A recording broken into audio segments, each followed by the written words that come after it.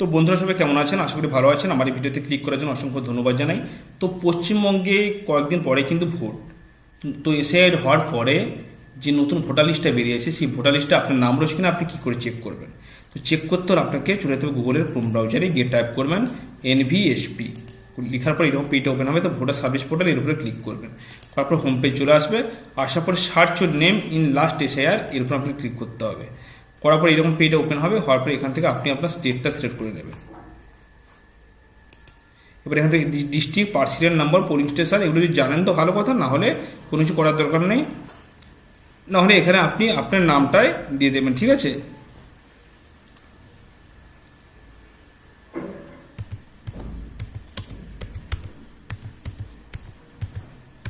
এবার নিচে ক্যাপচারে দেবেন, ক্যাপচার দেওয়ার পর সার্চে ক্লিক করবেন।